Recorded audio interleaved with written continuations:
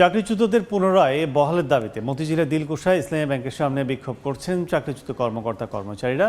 সেখানে আছেন রিপোর্টার সেলিয়া সুলতানা, সরাসরি চলে যাচ্ছে তার কাছে।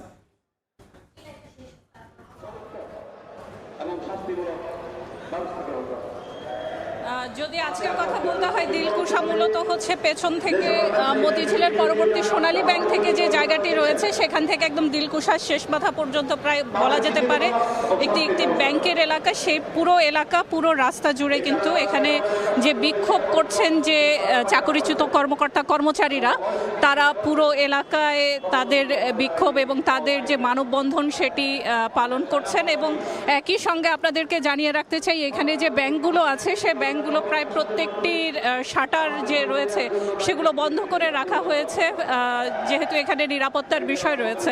আপনারা দেখতে পাচ্ছেন এখানে শুধুমাত্র যে বলা যেতে পারে শুধু ইসলামী ব্যাংকের কর্মকর্তা নয়, অন্যান্য যে ব্যাংকের কর্মকর্তারা, বিশেষ করে 5 ব্যাংকের যে ব্যাংকগুলো মার্জার হয়েছে সে ব্যাংকগুলোর কর্মকর্তারা, চাকরিচ্যুত কর্মকর্তারা, তারা এসে এখানে অবস্থান নিয়েছেন। এবং এই জায়গাটিতে শুধুমাত্র ঢাকা শহরেরই নয়, ঢাকার বাইরে থেকেও আমরা বেশ কয়েকজনের সাথে কথা বলেছি।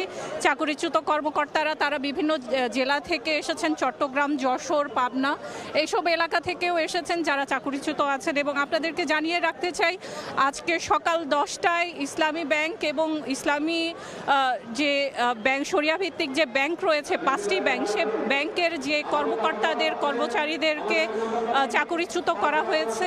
সে চাকরিচ্যুত বলা হচ্ছে প্রায় 10,000-এর মতো চাকরিচ্যুত করা হয়েছে এবং সেগুলো অবৈধভাবে করা হয়েছে বলে তারা দাবি করছেন।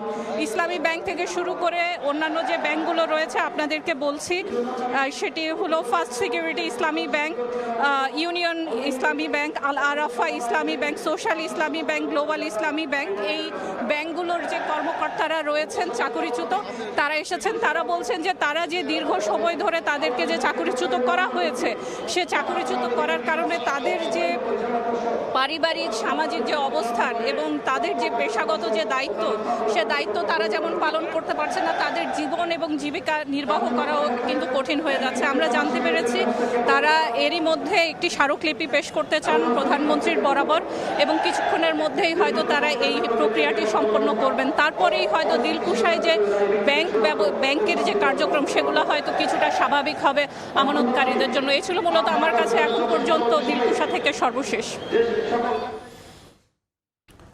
সরাসরি ছিলাম দিলকুশায় চাকরিচ্যুত ব্যাংকারদের কর্মসূচিতে।